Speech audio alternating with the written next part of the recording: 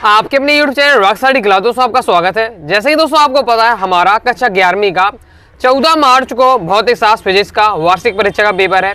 दोस्तों लगातार दोस्तों मैं आपको तैयारी करा रहा हूँ, इसलिए दोस्तों मैंने आपको पहले ही 2 अंक की अति महत्वपूर्ण प्रश्न बता दिए। पार्ट 1 और पार्ट 2 आ चुका है, ये आपका पार्ट 3 है 2 अंक के अति महत्वपूर्ण प्रश्न उत्तर का। ओके, थोड़ा थोड़ा करके मैं आपको क्वेश्चन आंसर आपको तैयार कराते जा रहा हूँ। ओके, तो जैसे जैसे बताते जाऊँ वीडियो को देखते देखते आप क्या है तैयार करते जाइए। ओके, पार्ट 1 और पार्ट 2 जरूर देख लीजिएगा। ओके, क्रम से आगे और वीडियो आएंगे, वस्तुनिष्ठ आगे बताऊंगा मैं आपको 3 अंक की फिर 4 अंक की, हम क्या है क्रम से कवर करेंगे। ओके, और महत्वपूर्ण अंतर वाली वीडियो भी मैं आपको ला दूंगा, मतलब जो महत्वपूर्ण अंतर वाले क्वेश्चन है उन्हें भी कवर करा दूंगा। ओके, तो दोस्तों क्या है आप क्रम से वीडियो देखना चाहते हैं, अलग से प्लेलिस्ट बना दी है, तो आपका क्लास 11th फिजिक्स वार्षिक परीक्षा 2024 इंपॉर्टेंट क्वेश्चन के नाम से प्लेलिस्ट है। तो प्लेलिस्ट पर जाकर क्या है क्रम से वीडियो देखकर आप तैयारी कर सकते हो।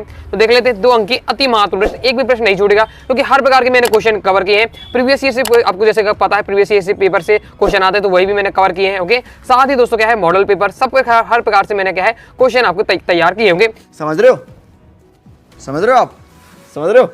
तो टॉपर बनने के लिए क्या है मेहनत की भट्टी में जलना पड़ता है, तपना पड़ता है, कोई भी सफलता यहाँ क्या है मुफ्त में नहीं मिलती। अगर आपको क्या है टॉपर बनना है इस क्लास 11 की वार्षिक परीक्षा का, तो आपको क्या है लगातार मेहनत करनी पड़ेगी।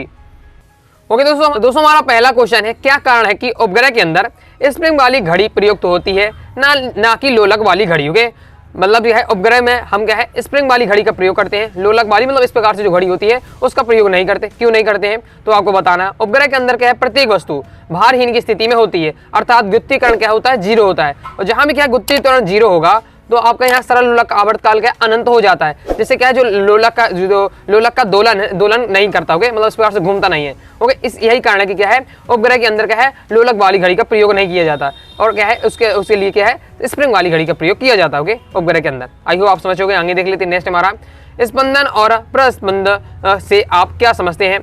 तो निस्पंद और प्रस्पंद क्या है देख लेते हैं। वे बिंदु जहाँ स्थित कणों का विस्थापन अधिकतम होता है प्रस्पंद कहलाते हैं, और इसके विपरीत वे बिंदु जहां स्थित कणों का विस्थापन शून्य होता है निस्पंद कहलाते हैं। ओके, याद रखिएगा। आगे देख लेते हैं नेक्स्ट हमारा क्वेश्चन है। ओके, विमीय विश्लेषण के आधार पर 50 जूल के कार्य को अर्घ में परिवर्तित कीजिए। मतलब 50 जूल को आपको अर्घ में बदलना, मतलब एक इकाई से दूसरे इकाई में। जैसे छोटे हम पढ़ते थे ओके, तो 4वीं 5वीं इस प्रकार से क्वेश्चन आता था कि जैसे आपके एक घंटा है, 1 घंटे को क्या है मिनट, 1 घंटे को क्या है मिनट में बदलिए, 1 घंटे को सेकंड में बदलिए, या 1 मिनट को सेकंड में बदलिए। तो हम क्या पढ़ रहे हैं इकाई बदल रहे। इसी बार से अब क्या है इसको 50 जूल को हमें अर्घ में बदलना है। तो अब बस आपको याद होना चाहिए, क्या याद होना चाहिए 1 जूल बराबर कितने अर्घ होता है। तो हमें क्या दिया है कार्य बराबर 50 जूल दिया है, चूंकि हमें क्या पता है कि 1 जूल बराबर होता है 10⁻7 अर्घ। याद रखिएगा, वस्तुनिष्ठ भी पूछे जाता है। तो जब 1 जूल बराबर 10⁻7 अर्घ होता है तो 50 जूल बराबर कितना होगा 50 की गुणे 10⁻7 आपका हो जाएगा अर्घ। ओके, अब इसे हम क्या है ये 0 इसमें चला जाएगा घात में, तो आपके 5 गुणे 10⁸8 अर्घ आपका बन जाएगा। ओके, इस प्रकार से हमने क्या 50 जूल को अर्घ में बदला है। बस आपको क्या है ये बस याद रखिएगा कि 1 जूल बराबर 10⁻7 अर्घ होता है। तो आपका है फिर कोई भी आपको 50 जूल हो 100 जूल हो 10 जूल हो तो आप क्या है अर्घ में बदल पाएंगे। नेक्स्ट देख लेते हैं। नेक्स्ट हमारा क्वेश्चन बहुत ज्यादा महत्वपूर्ण है, और ये क्वेश्चन दोस्तों क्या है आपके प्रीवियस ईयर पेपर में आ चुका है, बहुत ज्यादा महत्वपूर्ण। होगे देख लेते हैं किस प्रकार से है। धातु के आयताकार शीट की लंबाई चौड़ाई व मोटाई क्रमशः दी हुई है। मतलब एक धातु का एक आयताकार शीट है, उसकी लंबाई चौड़ाई और क्या है मोटाई दी हुई है। उचित सार्थक अंकों तक शीट का आयतन ज्ञात कीजिए। तो देखिए अब शीट का हमें आयतन ज्ञात करना है, तो बस धातु का आयताकार है, तो बस आपको क्या है आयत का आपको क्या है आपको लगा देना, क्या लगा देना आयतन निकाल देना। ओके, लंबाई इंटू चौड़ाई इंटू आपकी क्या होता है आपकी ऊंचाई होता है। ओके, तो इस प्रकार से अब इसका देखिए आपको लंबाई दिया है, चौड़ाई दिया हुआ है, मोटाई दिया हुआ है। ओके, अब मोटाई दिया हुआ आपका, मोटाई यहाँ आपको ऊंचाई के रूप में काम करेगी। तो आपका आयताकार शीट का आयतन क्या हो जाएगा लंबाई इंटू चौड़ाई इंटू आपका ऊंचाई हो जाएगा। बस मल्टीप्लाई करेंगे तो ये आपका आंसर आएगा। लेकिन हमें आंसर जो निकालना है सार्थक अंकों में निकालना। ओके, तो ये क्वेश्चन का उद्देश्य क्या है, तो ये तो सबको पता, सब हर स्टूडेंट जाता है कि आयत क्या होता है लंबाई इंटू चौड़ाई इंटू ऊंचाई होता है। इसका उद्देश्य मैंने आपका रहता है इसमें कि सार्थक अंकों का आपको निकालने का तो पूछा जा रहा है क्वेश्चन। ओके, तो क्या है सार्थक अंक निकालना है, तो इसमें आपको दी गई माप में क्या है न्यूनतम सार्थक अंक कितने हैं 3 सार्थक अंक है, तो 3 तक आपको लिखना है। ओके, तो फिर आपका ये निकल आता है सीट का आयतन 0.0855 मीटर। ओके, बाकी ये सब हटा दी क्योंकि हमें 3 सार्थक अंक तक लिखना है। ओके, इस प्रकार से कंप्लीट होता है। सार्थक अंक किस प्रकार से निकाले जाते हैं, किस में कितने सार्थक अंक है, ये आपको जरूर सीख लीजिएगा। अक्सर क्या है वस्तुनिष्ठ में आपसे पूछा जाता है। आगे देख लेते हैं। आगे दोस्तों हमारा नेक्स्ट क्वेश्चन है।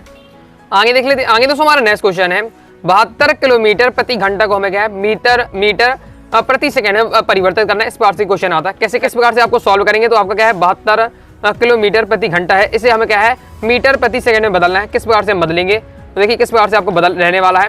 देखिए 72 लिख लिया। अब हमें क्या करना है, घंटे को 1 घंटे बराबर होता है आपका 1 घंटे बराबर होता है 7 गुणे 60 सेकंड हम लिख सकते हैं। तो हमने लिख दिया क्योंकि हमारा क्या है जो सेकंड वाला है नीचे वाला समय नीचे रहने वाला है। और फिर हमारा 1 किलोमीटर बराबर होता है 1000 मीटर, तो हमने ऊपर लिख लिया। बस आपको फिर काट लेना, तो 0 से 0 आपका यहाँ हो जाएगा। ओके, और फिर ये आपको काटेंगे जब, तो आपका आंसर आपका आ जाएगा 20 मीटर प्रति सेकंड आपका आ जाएगा। ओके, इस बार से दिया हुआ है। आगे देख लेते हैं। आगे दोस्तों हमारा नेक्स्ट क्वेश्चन है, 36 से 30 डिग्री का कोण बनाते हुए गेंद का प्रारंभिक वेग 10 मीटर प्रति सेकंड है, निम्न की गणना कीजिए। और जी बराबर भी आपको ये दिया हुआ है। ओके, तो देख लेते किस प्रकार से निकालना, क्या क्या गणना करना है। उड्डयन काल हमें निकालना है और अधिकतम ऊंचाई निकालनी है। तो बहुत बिल्कुल आसान है, बस इसका आपको शर्त क्या है कि आपको क्या है उड्डयन काल और अधिकतम ऊंचाई का फॉर्मूला याद होना चाहिए। तो याद कर लीजिए, क्योंकि हमेशा ये क्वेश्चन आता है, प्रीवियस पेपर उठा लीजिए, हमेशा पूछे डायरेक्ट आता है उड्डयन काल निकालिए, अधिकतम ऊंचाई निकालिए। ओके, 36 परास निकालिए। तो आपको दोस्तों उड्डयन काल, अधिकतम ऊंचाई, 36 परास, इनका क्या सूत्र याद कर लीजिए। सूत्र याद कर लेते तो थोड़ी आपसे बन जाएंगे। ओके, कोई भी हो, क्योंकि क्या फिर आपको केवल मान रखने पड़ते हैं। ओके, और फिर आपका आंसर आ जाता है। तो आप याद कर लीजिए उड्डयन काल का मान सूत्र क्या होता है आपका 2u sin थीटा अपॉन जी होता है। अधिकतम ऊंचाई का आपका u square sin square theta upon 2g, ये आपको याद रख लेना है फॉर्मूला। बस फिर तो आपका सिंपल, अगर फॉर्मूला याद है तो मान रख दीजिएगा। जैसे हमें उड्डयन काल निकालना है, इस पर आपको मान रख दीजिए, जैसे कि सब मान आपको दिए हुए, ये सब हमारे मान दिए हुए हैं, इसमें मान रखते हैं तो आपका 1 सेकंड आ जाता है उड्डयन काल। ओके, अधिकतम ऊंचाई इसमें देखिए हमने मान रखा, हमारा आ जाता है 1.25 मीटर, ये आपका आ जाता है अधिकतम ऊंचाई। तो फॉर्मूला याद है, फिर मान रखना है तो आपका आंसर आ जाएगा, सिंपल रहेगा। लेकिन याद जरूर कर लीजिए, बहुत ज्यादा महत्वपूर्ण हमेशा क्वेश्चन आता है। ओके, आगे नेक्स्ट हमारा क्वेश्चन है, क्या कारण है कि चलती हुई बस अचानक से रोक देने पर यात्री का शरीर आगे की ओर झुक जाता है। तो इससे पहले वाली एक वीडियो में बता चुका, पार्ट 1 में मैंने आपको ये समझाया था कि क्या होता है कि जब यात्री बस के गंतव्यावस्था में होता है तो उसकी गति का जड़त्व उत्पन्न हो जाता है। एकाएक ब्रेक लगने पर यात्री के शरीर के नीचे का जो भाग है वो विराम अवस्था में आ जाता है, किंतु जड़त्व के कारण ऊपर का भाग क्या है गतिशील अवस्था में ही बना रहता है, अतः बस में बैठा व्यक्ति आगे की ओर झुक जाता है। ओके दोस्तों, टेलीग्राम चैनल को ज्वाइन किया, ज्वाइन जरूर कर लीजिएगा। ज्वाइन करने के लिए दोस्तों डिस्क्रिप्शन में मैंने टेलीग्राम चैनल की लिंक दे दी है, क्लिक करके आप ज्वाइन हो जाइएगा। या फिर दोस्तों आप क्या है टेलीग्राम ऐप पर जाइएगा और सर्च करिएगा अनुराग स्टडी क्लासेस, सबसे पहले आपको अपना चैनल मिल जाएगा। 90,000 से ज्यादा स्टूडेंट जुड़े हुए हैं, यहाँ जरूर ज्वाइन हो जाएगा। फायदा ये रहेगा कि आपको वीडियो नोटिफिकेशन तुरंत ही मिल जाएगी। इंपॉर्टेंट दोस्तों आपको क्या है पीडीएफ वगैरह आपको तुरंत ही यहाँ मिल जाती है, साथ ही इंपॉर्टेंट इन्फॉर्मेशन। ओके, तो ज्वाइन करके जरूर कीजिएगा। नेक्स्ट देख लेते हैं। नेक्स्ट हमारा क्वेश्चन है, क्रिया तथा प्रतिक्रिया बल बराबर तथा विपरीत होते हैं तथा वे एक दूसरे को निरस्त नहीं करते, क्यों? होंगे तो देख लेते हैं। क्रिया तथा प्रतिक्रिया बल बराबर तथा विपरीत होते हैं तथा वे एक दूसरे को निरस्त नहीं करते, क्योंकि इसका कारण यह है कि दो बराबर तथा विपरीत दिशा में लगने वाला बल केवल तभी एक दूसरे को प्रभाव को नष्ट कर सकते हैं जब वे एक ही वस्तु के क्या है एक ही सरल रेखा में लग रहे हो। तो इसे समझ लेते हैं हम किस प्रकार से। यदि कोई व्यक्ति है, ये कोई वस्तु है, ओके, ये वस्तु है और कोई व्यक्ति इस वस्तु को क्या है इस साइड बल लगा रहा है, इस साइड बल लगा रहा है, और कोई व्यक्ति इस साइड इसको बल लगा रहा है, इस प्रकार से बल लग रहा है, तो क्या है ये वस्तु कहीं भी नहीं खिसकेगी, कहीं नहीं खिसकेगी, क्योंकि क्या बराबर रूप से क्या बल लग रहा है, इसलिए वस्तु क्या है स्थिर रहेगी। ओके, इसलिए प्रकार हम कह सकते हैं कि क्या है क्रिया तथा प्रतिक्रिया, एक साइड क्रिया हो रही एक साइड प्रतिक्रिया हो रही, बल बराबर या विपरीत होने पर एक दूसरे को क्या है निरस्त कर देते। बल को क्या है निरस्त कर दिया। क्यों बल को निरस्त कर दिया? क्योंकि हम जानते बल लग रहा है तो एक वस्तु को खिसकना चाहिए, लेकिन बल नहीं खिसक रही। ओके, वस्तु क्या है नहीं खिसक रही। क्यों नहीं खिसक रही? क्योंकि क्या हो रहा है एक दूसरे के बल को क्या है निरस्त कर दे रहे, क्योंकि क्रिया और प्रतिक्रिया के बराबर हो रही है। और अगर वस्तु को हमें खिसकाना है तो फिर हमें क्या है एक ही ओर क्या है बल लगाना पड़ेगा, तब वस्तु क्या है खिसकेगी। तो यही बता गया। ओके, आगे देख लेते हैं। चलिए आगे देख लेते हैं। आगे बढ़ने से पहले दोस्तों बता दूं, अभी तक दोस्तों आपने अपने क्लास 11 के फिजिक्स के कोर्स को ज्वाइन कर सकते हैं। इस फिजिक्स के कोर्स में दोस्तों आपको ऑल चैप्टर पीडीएफ नोट्स, साथ ही 2 अंक, 3 अंक, 4 अंक महत्व और प्रश्न विद सॉल्यूशन के साथ आपको मिल जाएंगे। ओके, ऑब्जेक्टिव क्वेश्चन मिल जाएंगे इंपॉर्टेंट, मतलब आप कंप्लीट तैयारी कर पाएंगे। तो कोर्स ज्वाइन करने के लिए 90 39 3 45 89 देखिए व्हाट्सएप नंबर मैसेज करना है। फीस 199 रुपये, 50% ऑफ चल रहा, केवल 99 रुपये में क्या है कंप्लीट फिजिक्स का कोर्स दिया जा रहा है। नेक्स्ट दोस्तों हमारा क्वेश्चन है, अप्रत्याश संघट्ट क्या होता है? तो अप्रत्याश संघट्ट वे संघट्ट हैं जिसमें संवेग तो संरक्षित रहता है लेकिन गतिज ऊर्जा संरक्षित नहीं रहती, अर्थात संघट्ट में कुछ गतिज ऊर्जा का क्षय हो जाता है। उदाहरण के लिए गोली का लक्ष्य के अंदर घुसना। होगे इस प्रकार से मान लीजिए हम क्या है गोली बंदूक चला रहे हैं, किस पर चला रहे हैं लकड़ी पर चला रहे हैं। तो लकड़ी पर जब चलाएंगे तो जो गोली है वो लकड़ी के अंदर धस जाएगी। ओके, तो ये आपका क्या अप्रत्याश संघट्ट का उदाहरण है। तो मैं आपको पहले ही आपको क्या है आपका प्रत्याश संघट्ट और अप्रत्याश संघट्ट में आपको अंतर समझाया था पहली वीडियो में। ओके, तो मैंने उसमें आपको समझाया था। ओके, तो आपसे क्या है प्रत्याश संघट्ट की डायरेक्ट परिभाषा उदाहरण पूछा जा सकता है, या फिर अप्रत्याश संघटन की परिभाषा उदाहरण पूछा जा सकता है, या दोनों में अंतर आ सकता है। तैयार अच्छे से कर लीजिएगा। पहली वाली वीडियो में जो अंतर बताए थे उन अंतर को तैयार कर लेते तो आपकी परिभाषा और उदाहरण तो यूं ही तैयार हो जाएंगे। ओके, नेक्स्ट देख लेते हैं। नेक्स्ट हमारा ऊर्जा तथा शक्ति में कोई दो अंतर, बहुत ज्यादा महत्वपूर्ण, आसान भी है और याद कर लीजिएगा। अक्सर पूछा जाता है ऊर्जा और शक्ति में क्या अंतर होता है। तो किसी वस्तु के कार्य करने की जो क्षमता होती है उसको हम क्या है ऊर्जा कहते हैं। ओके, किसी वस्तु के कार्य करने की जो दर को उसकी क्या है शक्ति कहते हैं। तो किसी वस्तु के कार्य करने की जो क्षमता होती है उसे हम ऊर्जा कहते हैं, तो किसी वस्तु के कार्य करने की दर को उसकी हम क्या है शक्ति कहते हैं। ओके, पर किसी वस्तु की ऊर्जा की माप में क्या है समय का महत्व नहीं है, इसमें क्या है समय का महत्व नहीं है, जबकि शक्ति की माप में समय का क्या है महत्वपूर्ण स्थान होता है। तो ये आपका ऊर्जा और शक्ति में आपका अंतर दिया, बहुत ही आसान भाषा में मैंने देने का प्रयास किया है। 2 नंबर का अक्सर आता है, दोनों पॉइंट याद कर लीजिएगा।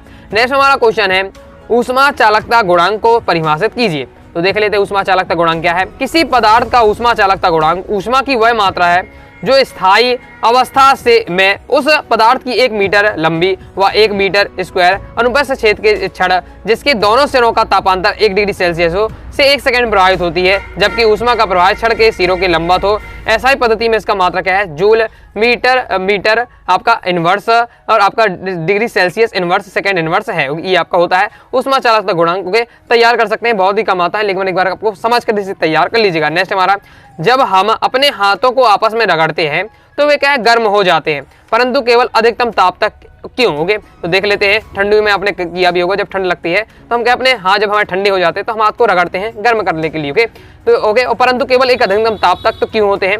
तो हाथों को रगड़ने में किया गया कार्य ऊष्मा में बदलता है, परंतु कुछ देर बाद जब हाथों का ताप एक निश्चित ताप के बराबर हो जाता है तो जितनी ऊष्मा हाथों को रगड़ने से मिलती है उतनी ही ऊष्मा क्या है बाहर वायुमंडल में भी चली जाती है, तथा हाथों का ताप और अधिक क्या है नहीं बढ़ पाता है। ओके, ये हो जाता है, मतलब हाथों का जो ताप बढ़ेगा एक निश्चित ताप तक बराबर, जब तक एक निश्चित ताप के बराबर नहीं आ जाता तब तक गर्म होगा, फिर क्या है गर्म नहीं हो पाएगा। नेक्स्ट हमारा क्वेश्चन है दाब के नियम को समझाइए। दाब के नियम क्या है। तो दाब के नियम अनुसार नियत आयतन पर किसी गैस के निश्चित द्रव्यमान का ताप 1 डिग्री सेल्सियस बढ़ाने या घटाने पर उसका दाब अपने 0 डिग्री सेल्सियस के दाब के का 1/273वां भाग बढ़ या घट जाता है। ये आपका दाब का नियम। ओके, इसके लिए आपको क्या है फॉर्मूला के माध्यम से आपको ये समझा गया। ओके, आगे देख लेते हैं। नेक्स्ट जो हमारा क्वेश्चन है अवोगैड्रो संख्या किसे कहते हैं, इसका मान कितना होता है। तो किसी पदार्थ के 1 मोल में उपस्थित कणों की संख्या को अवोगैड्रो संख्या कहते हैं। इसका मान 6.023 × 10⁻23 होता है। ये पहले ही मैं क्वेश्चन आपको बता चुका हूँ, पिछली वीडियो में बताया था। जैसे कंपनिक गति से क्या तात्पर्य है, उदाहरण दीजिए। यदि कोई वस्तु आवर्ती गति में एक ही मार्ग पर किसी निश्चित बिंदु के इधर उधर गति करती है तो वस्तु की इस गति को क्या है कंपनिक गति कहते हैं। उदाहरण के लिए सरल लोलक की गति आपकी क्या है कंपनिक गति है। ओके, आगे नेक्स्ट हमारा क्वेश्चन है लोलक घड़ी को ध्रुवों पर ले जाने पर वह तेज क्यों हो जाती। बहुत ज्यादा महत्वपूर्ण है, प्रीवियस पेपर में पूछा जा चुका है कि जो लोलक घड़ी को अगर हम ध्रुव की ओर ले जाते हैं तो वह तेज हो जाती है, क्यों। तो लोलक घड़ी को ध्रुव पर ले जाने पर गुत्ती त्वरण जी का मान क्या बढ़ जाता है, जिससे क्या लोलक का आवर्तकाल घट जाता है, अतः क्या है लोलक की घड़ी क्या है तेज हो जाती है। नेक्स्ट हमारा क्वेश्चन है मूल राशियां किसे कहते हैं। तो वे राशियां जो एक दूसरे पर निर्भर नहीं करती हैं मूल राशियां कहलाती है। बहुत ज्यादा महत्वपूर्ण है। ओके, तो मूल राशियां किसे कहते हैं, व्युत्पन्न राशियां किसे कहते हैं, तैयार कर लीजिएगा। ओके, मूल राशियों के उदाहरण, व्युत्पन्न राशियों के उदाहरण ये से आप तैयार कर लीजिएगा। साथ ही मूल राशियों और व्युत्पन्न राशियों में अंतर तैयार कर लीजिएगा, अक्सर ये क्वेश्चन आता है। ओके, नेक्स्ट हमारा क्वेश्चन है यदि एक दौड़ता हुआ घोड़ा अचानक रुक जाए तो घुड़सवार आगे की ओर गिर जाता है, क्यों। यही क्वेश्चन मैं आपको पिछली वीडियो में बता चुका हूँ। वही है जो आपका क्या है बस में वाले सिद्धांत करता है, मतलब ये सब ये क्वेश्चन है, इस पूरे जड़त्व के आधार पर क्वेश्चन बनाए गए होंगे। तो दौड़ते हुए घोड़े के अचानक रुक जाने के कारण घुड़सवार के शरीर के नीचे का जो भाग है वो विराम अवस्था में आ जाता है, जबकि जड़त्व के कारण घुड़सवार के जो शरीर का ऊपर का वाला भाग है वो गतव्य अवस्था में होता है। गतव्य अवस्था मतलब गति की अवस्था में होता है, जिससे क्या है घुड़सवार आगे की ओर गिर जाता है। नेक्स्ट हमारा क्वेश्चन है प्रत्यास्थता से आप क्या समझते हैं। तो प्रत्यास्था किसी पदार्थ का वह गुण है जिसके कारण वह विरूपक बल द्वारा होने वाले परिवर्तन का विरोध करता है तथा बल को हटाए जाने पर वह अपनी क्या पूर्व अवस्था में आ जाता है। जैसे धातु के एक तार पर भार लटकाने से उसकी लंबाई बढ़ जाती है, किंतु भार हटा लेने पर उसकी लंबाई क्या है पूर्ववत हो जाती है। ओके, मैं आपको उदाहरण दिखाता हूँ। ये रबड़ है। ओके, जिस प्रकार से आप इस प्रकार से खींचते हैं तो इसमें इसके अंदर प्रत्यास्थ बल है। ओके, इसमें किसमें रबड़ में प्रत्यास्थता है का गुण है। ओके, तो जिससे क्या है अभी विरोध कर रही कि अपने पूर्व अवस्था में आने दे, और जैसे ये मैं बल लगाया हुआ चीज छोड़ दूंगा तो ये अपनी क्या है अपनी स्थिति में आ जाएगी। ओके, तो ये आपका पूरा प्रत्यास्था के कारण होता है। तो इसमें क्या है रबड़ में प्रत्यास्था का गुण है, इसी कारण वो क्या है अपनी जो बाहरी बल लग रहा है उसका क्या है विरोध करके अपनी पूर्व अवस्था में आना चाहते। ओके, नेक्स्ट हमारा क्वेश्चन है ससंजक तथा असंजक बलों को समझाइए। तो सहसंजक बल क्या है? एक ही पदार्थ के अणुओं के मध्य लगने वाले आकर्षण बल को हम सहसंजक बल कहते हैं। आसंजक बल क्या होता है? विभिन्न पदार्थों के अणुओं के मध्य लगने वाले आकर्षण बल को हम क्या आसंजक बल कहते हैं। इंपॉर्टेंट है, तैयार कर लीजिएगा। ओके, तो इस प्रकार से दोस्तों इस वीडियो मैंने आपको क्या है टॉप 20 क्वेश्चन बताए होंगे। इससे पहले पार्ट 1 पार्ट 2 उन्हें भी वीडियो देख लीजिएगा। ओके, और क्रम से दोस्तों वीडियो देखना चाहते हैं, अलग से प्लेलिस्ट है क्लास 11th फिजिक्स आपका इंपॉर्टेंट क्वेश्चन 2024 के नाम से प्लेलिस्ट में जाकर क्रम से वीडियो देखकर आप तैयारी कर सकते हैं। तो आई होप दोस्तों आपको वीडियो पसंद आएगी। वीडियो लाइक करके चैनल से वीडियो का कोई दोस्तों डाउट आता है कमेंट बॉक्स में आप जरूर लीजिएगा। टेलीग्राम चैनल ज्वाइन कर लीजिएगा, साथ ही इंस्टाग्राम फॉलो कर लीजिएगा। मिलते हैं नेक्स्ट वीडियो में, तब तक के लिए बाय बाय।